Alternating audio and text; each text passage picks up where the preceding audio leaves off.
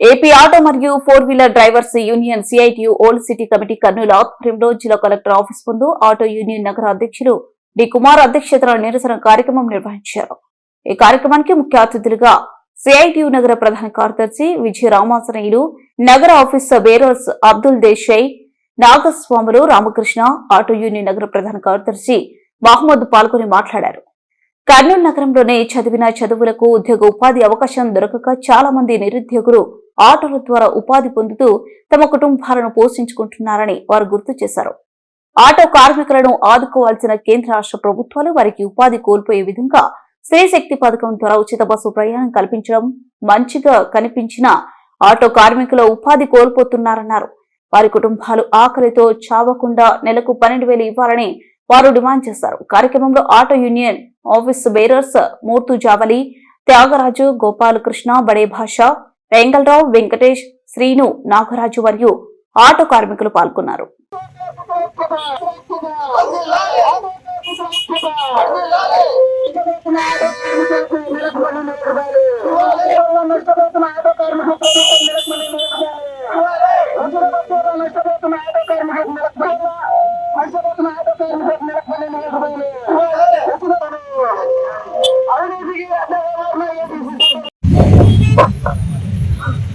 ఈరోజు కర్నూలు నగరంలో అటువంటి ఉన్నత చదువులు చదివి డిగ్రీలు పీజీలు చదివి వారు ఈరోజు కేంద్ర రాష్ట్ర ప్రభుత్వాల మీద ఆధారపడకుండా వాళ్ళ ఆస్తులను తాకట్టు పెట్టి ప్రైవేటు ఫైనాన్సుల దగ్గర ఆటోలను కొనుగోలు చేసి ఆటో డ్రైవర్లుగా జీవనం కొనసాగిస్తుండగా ఈరోజు రాష్ట్ర ప్రభుత్వం తెచ్చినటువంటి ఉచిత బస్సు పథకం వలన ఆటో కార్మికులు చాలా నష్టపోతున్నారు.